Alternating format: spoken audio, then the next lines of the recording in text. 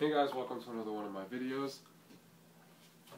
I'm here to do an unboxing and also a review of the Razer Onza controller for the 360 and PC. I'm replacing one of my controllers. I already had 4 360 controllers, but I'm replacing one of them because one of the D-pads stopped working. And I heard a lot of good things about this controller. This is the tournament edition. They have one for $39.99, which is the regular edition, and then there's a tournament edition one. And I'll show you the features of that and the differences. That's $49.99, which is definitely worth the extra $10. The reason I'm doing a review without me even unboxing this, for those who are questioning it, is because I've already used this controller. My friend got it before me about a week ago. I've already tried it and used it in games, so I already have a really good feel for the controller and how it works and how it's better than the old one and stuff like that. So before we start unboxing this, I just want to let you guys know that the usual, to join socialgamersunite.com. I know I'm always letting you guys know, but I know new people watch the videos I post up. And to also subscribe to my channel. The link for socialgamersunite.com will, as always, be on the bottom of this video. As always, you guys who haven't heard of it, it's a social gaming website for gamers. There's tournaments on there, profiles, meet gamers, forums, all that good stuff. So please check it out. Please sign up. It's free, of course. And let me know what you guys think. And as always, subscribe to the channel. So let's get into this. The first thing I noticed, I got this from Newegg. They're the only ones that actually had it in stock. Even Razer's backlogged by 2 weeks, and so is Amazon. Newegg has it though. The first thing I noticed, which I'm probably going to end up keeping, is this wrapper that's on it. It looks like they were supposed to take this out, at least as far as I would assume, unless someone could correct me otherwise. I know my friends didn't get it in this thing. It has like the Razer, and it says remove wrapper before display. It looks like they're supposed to remove this, but they didn't. I guess they just got them in stock and shipped them out. So I wonder if that's just me. I'm pretty sure that if you walked into Best Buy or something and got this, I sure wouldn't have this wrapper because they would have taken it off.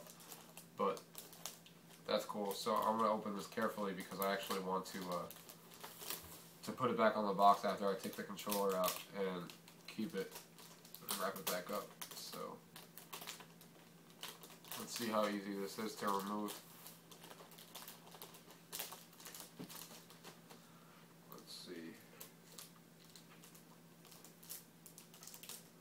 They taped it all over the place, so this is going to be a little harder than I thought.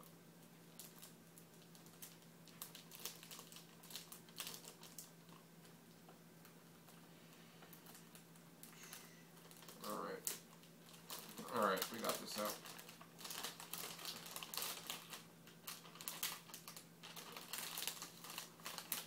So there goes the wrapper. Put that on the side. Right away you can tell like Razer's all the stuff that they sell, because I've got the wireless mouse for my PC as well, and I've had their headsets before, and I love their boxing. That's definitely something that they've always been good at. As you can tell, it looks really nice. Here's the back of the box. So let's see how to open this up.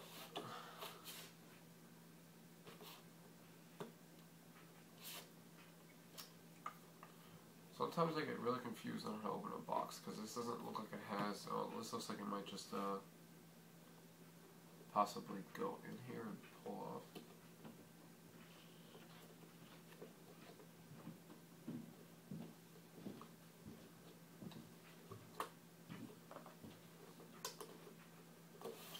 It looks like this tape thing has to come off right here on the top in order for me to open this box up.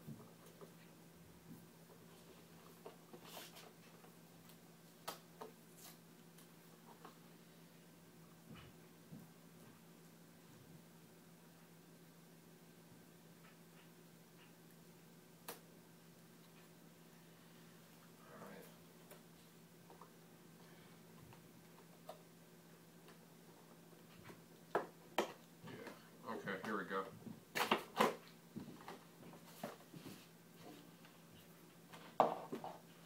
Alright, so we open it up like that. Here's the controller. See how easy this is to pull out. Just take this off.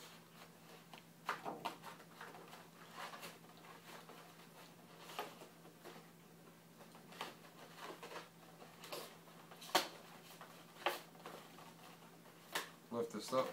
Here comes the manual. here's the controller.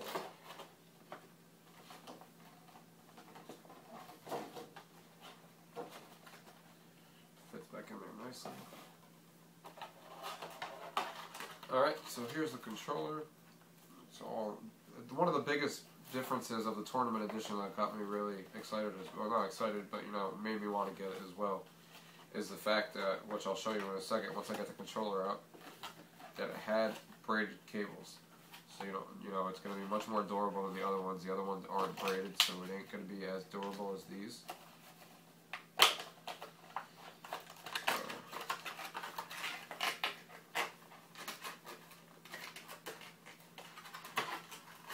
They package this stuff really well. You can tell it looks really neat. As usual, like I've always said with Razer products, that's just the way that they always do things, which is really nice.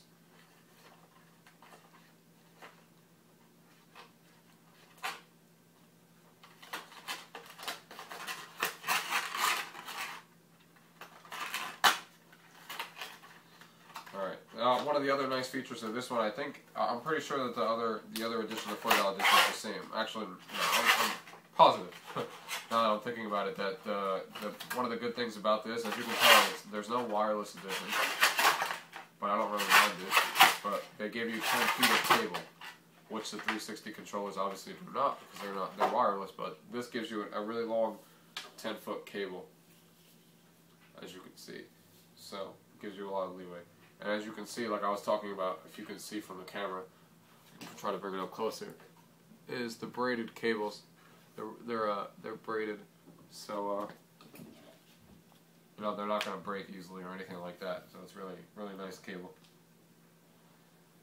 Here's the controller. I'll go over some of the features of it real quick. Let me just show you, I guess, the instruction guide.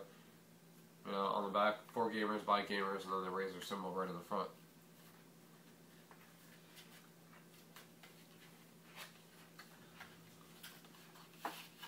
They always give you a certificate of authenticity to let you know that you're really buying one of their products.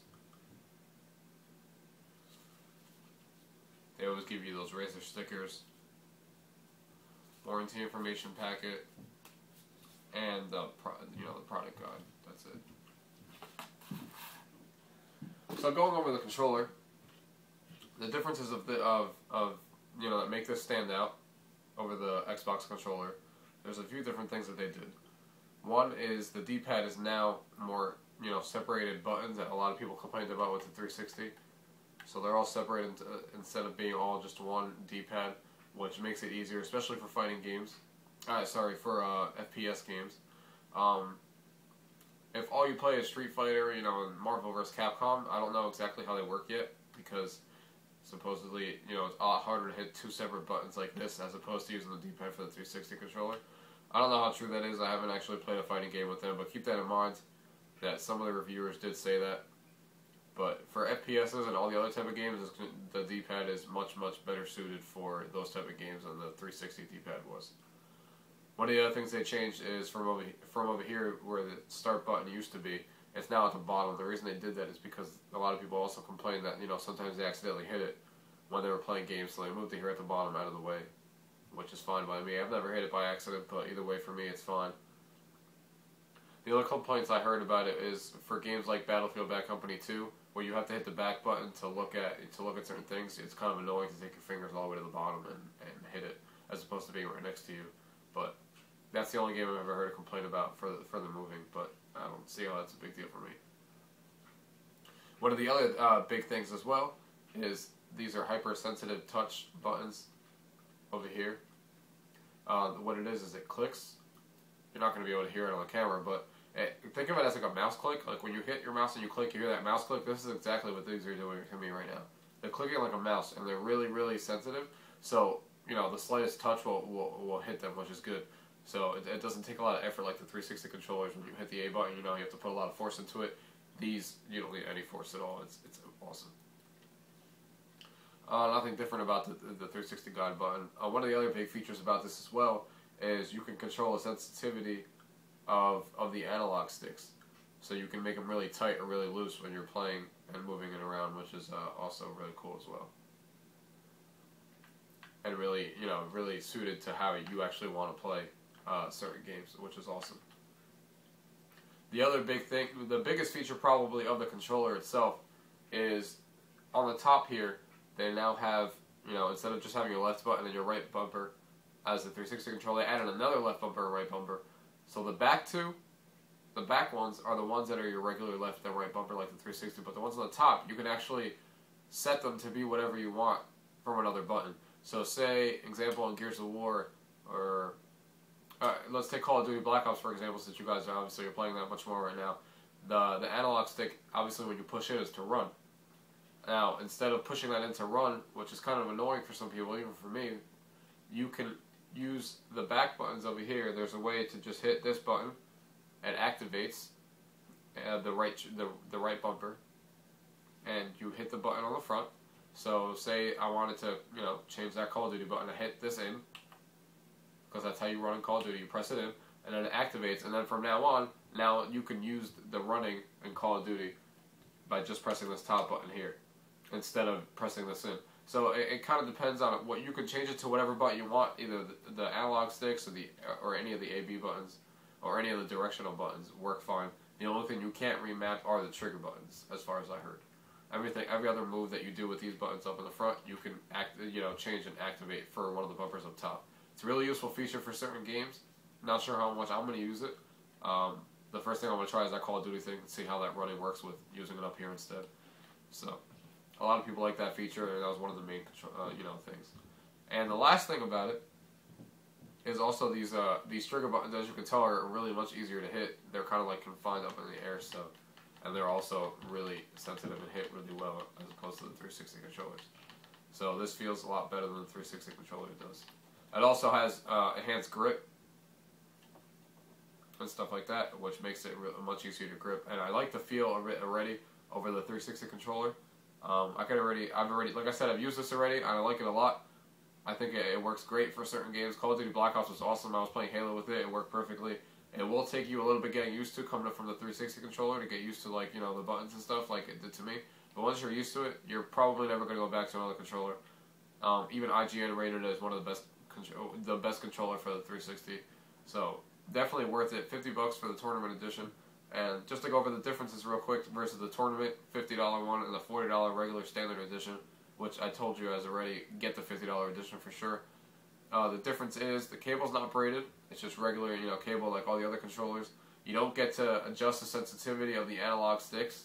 It's just regular analog sticks. And these buttons over here on this controller light up, which they don't light up on our standard edition. But the biggest thing is being able to adjust the analog sticks, and the braided cable. So for those two reasons alone, you should definitely invest the extra $10 to get the controller, the tournament edition one. Supposedly it also says it has enhanced grip. I've never held the other controller, so I can't really comment on that. If it really is true that it has enhanced grip, I can just tell you that the tournament edition one grips really well, and it feels really, really good in your hands. So I think that's about it, guys. I give this definitely a recommendation for you guys. Definitely pick it up. Definitely going to be my go-to controller. I don't really mind the fact that it's not wireless. What I would have liked wireless for sure, but doesn't mean it's going to stop me from getting it or using it. Like I said, the cable's long enough, and I don't sit that far away from my TV to care. But just keep that in mind. You're at 10 feet of cable. But definitely get it, guys. Definitely recommend it for you guys to use and get. It's even cheaper usually, unless if the 360 controls are on sale. These 360 usually run $55. These are only $50 for the tournament edition, so it's even $5 cheaper than the regular controllers. So it's definitely recommended. Kind of hard to find now, but as far as the last time I checked, New Wake still had them, and Razer said they were delayed 2 weeks, and so did Amazon. Last week when I looked. So definitely recommend it. I recommend you guys get them. Thank you guys for watching. Like I said before, subscribe. More videos will be coming. This is garage sale season, as I've told you guys in the last video. So subscribe. You'll see a lot of cool stuff that I pick up, as in all my other videos I've done. There's a lot of things that I hope to find at the garage sales this year. And I'll be going, start of next week, I'm already going to be going to my second one. The first one I didn't really find anything, so I didn't really post a video, but I didn't go all day. I only went for 2 hours due to the, my schedule and stuff. Next Saturday and Sunday I'll be able to go to more. I'll have more time. Hopefully I'll find some stuff and have a video for you guys. And, join Social Gamers Unite. Thank you guys for watching, and until next time.